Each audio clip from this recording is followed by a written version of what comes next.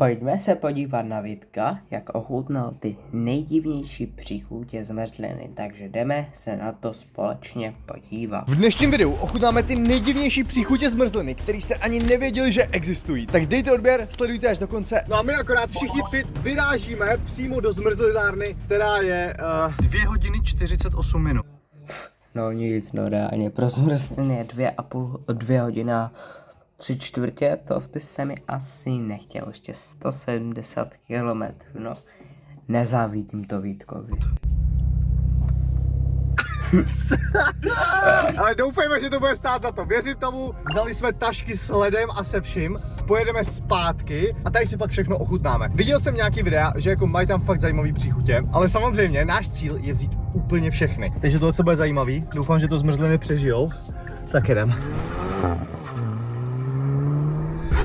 Náročné 2,5 hodiny, doufám reálně, že ta zmrzlina bude stát za to. Bingo, jestli tam třeba nebude a byl jsem třeba skemnut, tak si mě nepřejte. Kámo, teď kdyby tam fakt žádná zmrzlina nebude a by tam jeli úplně zbytečně skoro 3 hodiny, tak já bych byl úplně, ale úplně naštvaný.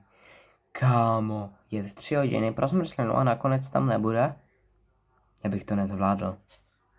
Kdyby vás zajímalo, kam jedem, tak jsme v Mimoňu, je to poblíž Ústí nad Labem. Tady jsme kvůli... Kde sakra Mimoň, to jsem nikdy neslyšel. Byl to Mimoň, ne? Doufám reálně, že ta zmrzlina bude stát za to. Bingo, jestli tam třeba nebude a byl jsem třeba skemnut, tak si mě nepřejte. Kdyby vás zajímalo, kam jedem, tak jsme v Mimoňu. V Mimoň, kamo, to jsem nikdy neslyšel, Mimoň. Čau, já jedu v Mimoňu, kde ty?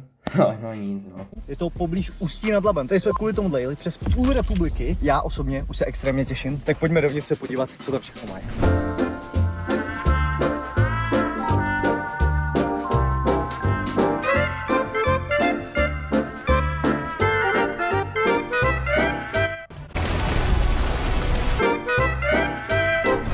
Mám to sebou, upřímně absolutně nevím ani kolik příchutí to je. Každopádně díky moc tady zmrzlinárně Ralsko, která se nachází v Mimoňu, dali mi to zadarmo, to jste vůbec nemuseli, děkuju, já mám peníze, nějaký.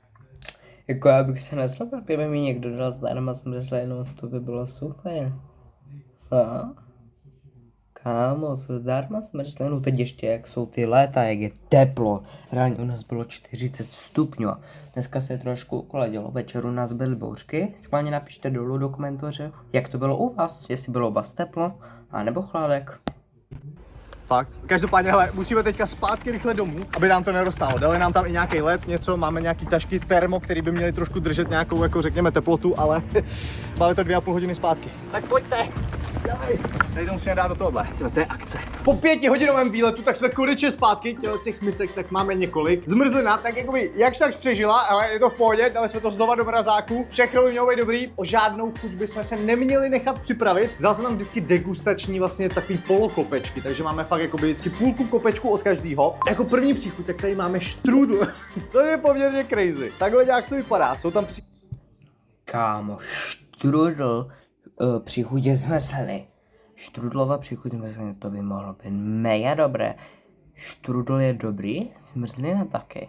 A když to jde dohromady, mohlo by to být dobré. Uvidíme, jako můžeme na to reakci Vítek.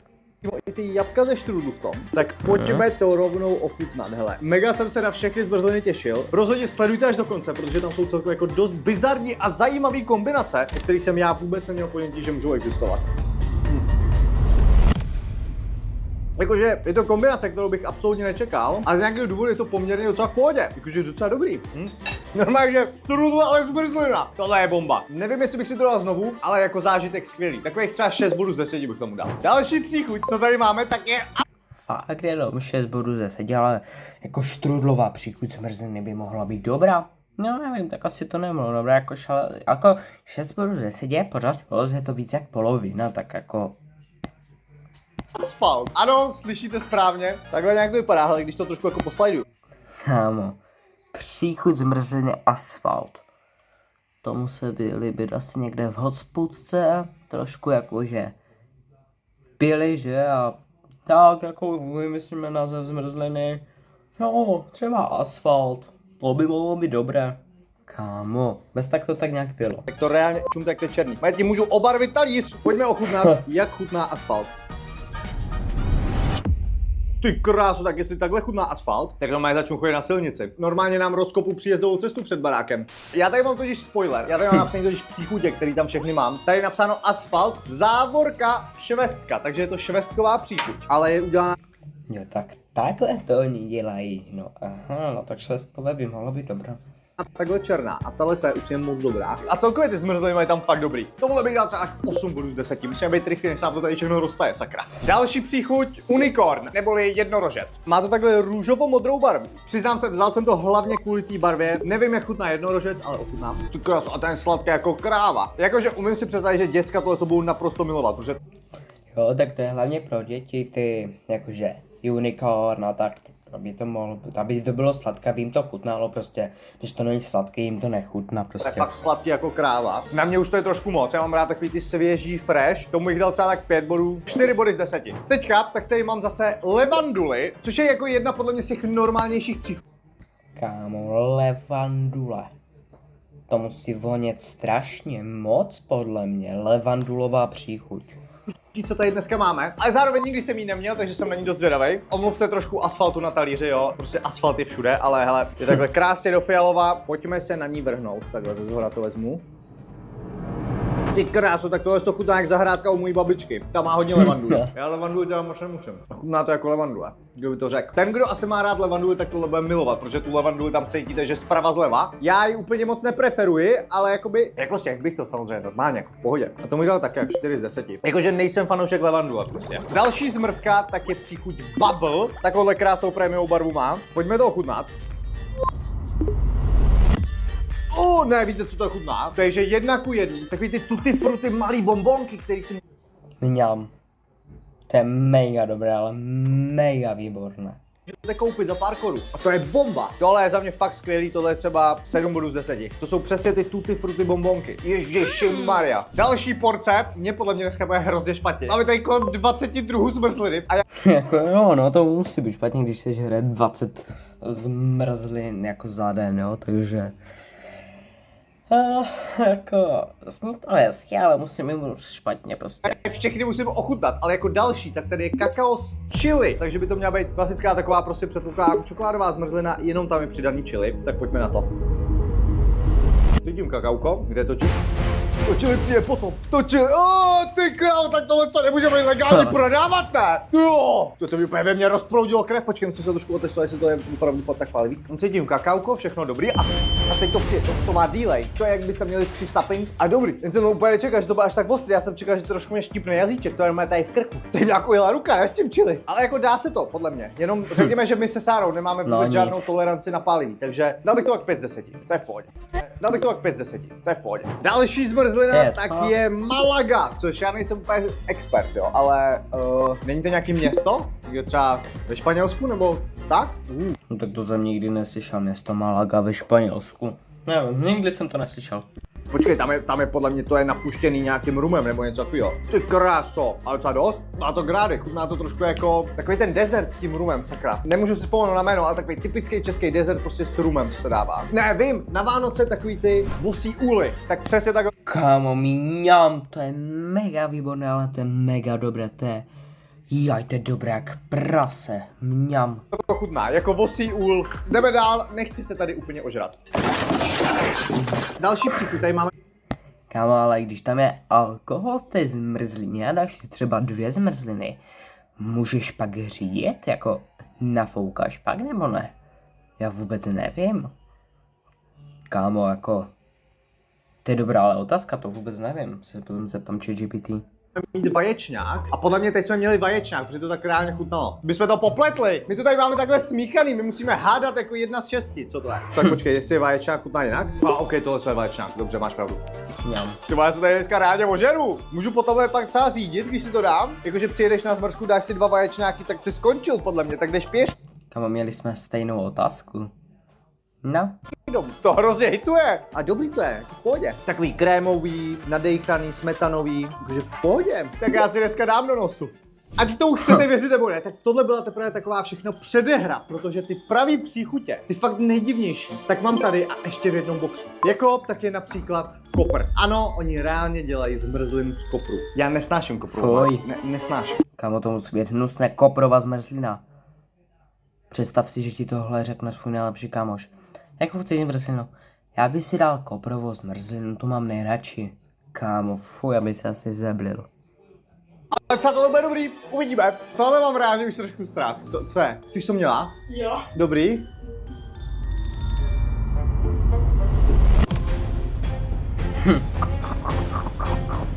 Tak to je bomba. Jo, tak to... koprová smrzlina není úplně pro mě. Tomu bys dal tak 1 bod z 10. Sorry, prostě koprovka jako celkově necením koprovku tohle. Dej si tape. Já ti to přenechám, dej si. Chtěl jsem Jako já mám rád koprovku, já mám rád všechno skoro. Já nemám rád ryby, to je jediné, co fakt nejem. Já nejím ani kapra na Vánoce. Já prostě si dám řízek a jsem spokojený. Já nejím ryby, prostě mi nechnej ryby. že doufám, že si teďka spravím chuť po koprovce, ale teď tady máme hořčici. Dobrou chuť. Fuj, hořčicová zmrzlina. To musí být mega hnusné, ale fuj, kámo. To je, jak kdybych jedl párek s hořčicí, ale jako by chybí mi tady ten párek. Ty krávo. Ochutnej. Pojď sem, pojď. Mega dobrý, opravdu. Mňam, lepší jsem nikdy neměl. Dobrý. Hořčice. Jo. 1 bod z 10. Já chci v dnešním videu reálně najít nějakou extravagantní zmrzlinu, která mi bude fakt chutnat a budu se na ní těšit a budu ji všude hledat. Třeba jako křen. Tohle jsou být prostě klasický bílý zmrzliny. To bude pálit, ne? Křen pálí. Hold on. Pálí to. Ne, Sára za kamerou takhle mě už naloží, no, že si chce dát taky, já řekl, že to pálí, ale to odložila. Ne, jako pálí tak lehce dopřijím na takový koneček, jako prostě křen, ty vole. A to musíš být, že ultra milovník takových věcí, abys to jako podcenil podle mě. Já jsem se měl paní zeptat, co si tam kupují nejčastěji, ale říkala mi, že jeli na nějaký festival a nejvíc si dali čabajku, jakoby příchuť zmrzliny čabajka. Což shodou okolností tady mám taky. Ty vole, tohle video se fakt zvrhlo. Čabajka. A to se tak táhne, ty vole. Co to je? Fuj. Kámo, fuj, co to je? Fuj. Kámo! Já nevím, co si o tom myslel, jakoby ta chuť není špatná. To je na tom to nejdivnější asi. Je to jakoby pikantní klobása a z toho je udělaná zmrzlina. Reálně ona se i tak jako táhne, ty vidíte kusy toho vlastně masa a je hrozně divná kombinace to, že to jako je studený, zmrzlinový, ale jíte maso vlastně. Kámo, finále. fuj. Dej si, pojď. Ne. Jo, čabajka, výborná, úplně skvělá. Okay, takhle ti naberu trošku, ať se nestydíš vůbec, no. Čabajka, dobrá, pojď, to je nejprodávanější tam prej. Dobrá. Dobrá. Je to právě úplně mega divná kombinace v tom, že vůbec se jako nečekáte. Tak jako bizarní. Aby jsme si srovnali chuťové buňky, tak je potřeba teďka trošku vypálit. Takže tady mám česnekovou normálně zmrzlinu. Příchuť česnek. Jako česnek, ne, počkej, to není špatný. Nemůžeš podle mě moc na veřejnosti tohle jíst, protože to ti táhne normálně všude, jako kde to jde. Jo, no.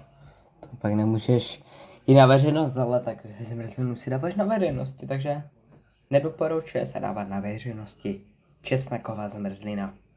A to i kousky česneku v sobě. Jako je to ta zmrzlina, kterou bych si v životě nedal. Česnek docela dobrý. Jako tomu bych dal třeba takových 6,5 bodů z 10. To je v pohodě. No. Jako lepší než čabajka, podle mě. Jo. No, souhlas. Česnek lepší než čabajka, no. Jdeme dál. Ne, že no ne, to jsou tvarušky. A nesmrdě, to je dobrý. Dobrý, hele, tvarušky mi nechutná. Fuj, já nemám rád tvarušky, fuj. Smrďák, to smrdí přes celý byt, otevře se tady tvaruška, to smrdí všude. To jde cítit všude přes zavřené dveře, fuj, jak někomu můžou chutnat tvarušky. Protože to smrdí, takže máš ty předsudky, že to nechceš jíst. Toho se bojím, ale. No. Není to špatný, to se dá? Já k tvarušku mám hrozný předsudky, že jsem čekal, že to bude jako špatný. Je zase fakt divný prostě jíst, že vlastně máte jako sírovou takový ten dozvuk, to tam má ten sírovej. Sýr a zmrzlina nemají podle mě vůbec dohromady. Jak se něco takového vyrobí vůbec? Tvé tvarušky, no. Zatím jakoby zlatá levandule, jo? Mezi tím, než Sára dorazí s další příchutí, tak já si tady otevřu XP Drink, který byste si měli otevřít a koupit i vy, kde už jsme ve všech hypermarketech Albert a ve všech těch obchodech. Nekecám, opravdu. Takže kupujte XP Drinky, zadávejte kódy pod víčkem a můžeme se potkat na celý den v XP Boost aréně. Nebo můžete třeba vyhrát PlayStation, dovolenou na Maledivy a spoustu dalšího, takový detaily. Tím, že ještě spoustu z vás se mě ptá, tak tohle to není energetický nápoj. Energetiáky tak máme taky, ale ty jsou v půl litrech, takže půl litrový jsou energetiáky a 0,3, tyhle ty menší, tak jsou klasický limči, který si můžou dát i děti. Ať už se mě furt neptáte. Nebudu vám lhát, ale jsem jako poměrně plnej. A ještě tady máme kolik? 7 příchutí. Tentokrát tak tady máme příchuť z kořice. je taková jako krémová. Upřímně to vypadá jako dost dobře. Ukáž, jako ta skořice. Skořice by mohla být dobrá. No, uvidíme. To chutná regulérně jak perníčky. 1:1 to jsou perníčky. Tak to musí být mega dobré, když to chutná jako perničky. Mňam. Tak na skořice mi nikdo nešahejte. Skořice je teďka můj nový favorit. Tohle je bomba. O můj bože. Tohle je 100krát lepší než kopr, tvarůžky, všechno. 9 z 10. Mám svýho tady novýho favorita. Bomba. Kokos 9 z 10, to je mega dobré, tak to musí si fakt jako hodně chutnat jako ty perníčky. Ale tak jako ze skořice se dělají i nějaké perníčky podle mě. Já vůbec nevím, já jsem nikdy asi nedělal perníčky. Tak pojď, nalož mi to tady. Má to úplně prakticky stejnou barvu, jako je skořice, ale není to skořice. Teďka, tak tady máme preclík. Na něj jsem dost zvědavý, protože já mám preclíky rád. Jo, miluju preclíky.